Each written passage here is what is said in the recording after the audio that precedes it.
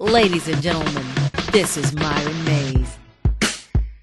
So tell me, what's going on with Kirk Whalum these days? Well, the main thing is the Stax Music Academy. You know, it's certainly not the main thing on my itinerary, but it's the main thing in my heart, because when I moved here, sort of the constellations came together.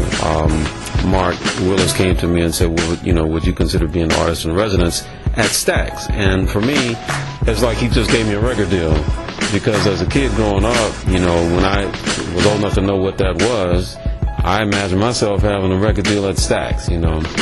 And since I knew that would never happen once it went away, I felt like that was, you know, that was sort of my consolation prize, to be involved with Stax, and not just from a self-centered way, but in a way that reflects the beautiful talent that is all around that neighborhood, you know, and all the kids that are coming up and are part of the Stax program. So, you know, I'm a very happy guy, man, to be involved with the Stax Music Academy. And you know, and speaking of my itinerary, it's pretty full. I've been very busy, and we just finished doing another Gospel According to Jazz. We got Chapter 3 that we just did, and we got Miss Layla Hathaway and George Duke, who gets, I believe, some play on 103.5. Certainly Donnie Hathaway does.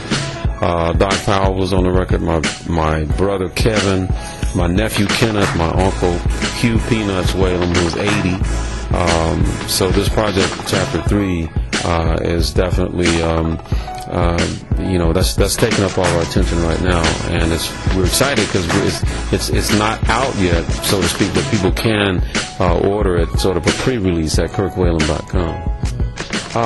I did a project about 4 years ago called Into My Soul, and David Porter and Gary Gowan co-produced it, and we just basically tried to get back up in that Stax thing and back up in the Memphis soul jazz thing, and put something out that kind of would remind people of, you know, where I came up listening to the Bar-Kays, you know, and Isaac Hayes playing the saxophone, which a lot of people don't even know that he did. So for me, doing that record was kind of the turning point for me, because I was here a lot, and I was around Beale Street, and I was around downtown, and I was like, man, I want to live here. That really was when the seed was planted in my heart. And my wife and I both, you know, we were thinking about moving to New York. We had just, again, you know, we've been in the suburbs raising kids, and we were like ready for some activity, you know, and some you know, just to see people moving around and not in their cars. And but the whole process of events, man, we ended up living in downtown, you know, Midtown Memphis, and we were very, very happy. Tell me how everything got started, as far as the first time you decided, I want to play saxophone. Okay.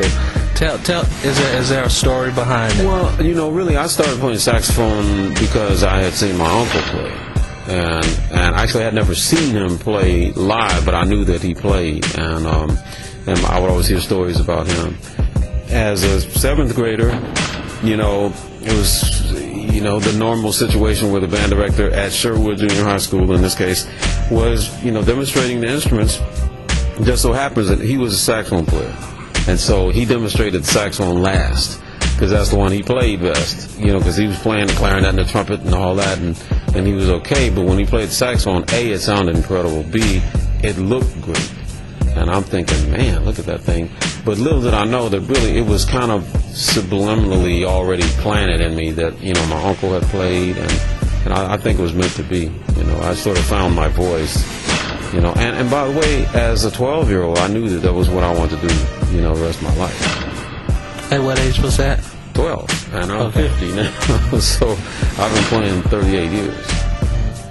How many kids do you have? I hear you say you're empty nesters now. Yes, sir. We have 2 boys, 2 girls, and a grandson, and I soon to have a son-in-law. So, yeah, our family's starting to grow, man. We had 4 kids, and now, you know, it only gets better.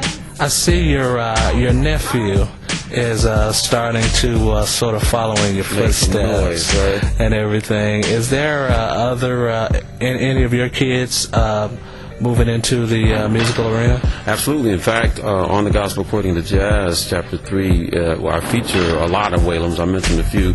I also feature Kenneth, my nephew. In fact, the first song is me just out there playing the old, what they call Dr. Watts chorus, from the Black Church. And then I'm on stage flanked by my 80-year-old uncle and my 25-year-old nephew, all of us playing tenor saxophone. So, that is a great moment. My son Kyle plays bass throughout the record. He and an upright player named Reginald Vale. But my son Kyle is an incredible musician, a bass player, mostly electric. He plays guitar, he sings, he writes songs. He's in a rock band. He's touring right now with a country band. A country soul singer named James Otto, and my son is the musical director for a country act. So I ain't mad at him, In a time of recession, the brother's making a very good living, making good music. So I'm very excited about it. How about your daughters? Daughters, nobody else was playing music, but thank God, But they're all doing well, man. 30-year-old daughter is working in the finance industry. 23-year-old daughter is about to get married. She's in the hotel industry, So everybody's graduated college and doing well. Thank you, Lord. That'll work, and that's the tough part. Just getting them into adulthood. Oh, I'm so great. It's on them from there, right? Well, kind of. But I guess you never stop being a parent. No, right? no. Look at my wife. We're like, our check register still has their name sprawled throughout the whole thing. So hopefully, there'll be a point when they'll start paying us back. Yeah, well, I appreciate your time and everything, and definitely we'll be on the lookout for the new album, Gospel According to Jazz, Chapter 3. And I've been following that since the first. Okay, all right. And really enjoyed you, and I appreciate your time. Yes, sir. Please stop by KirkWhalum.com. Peace out. Jackie Peters rocks.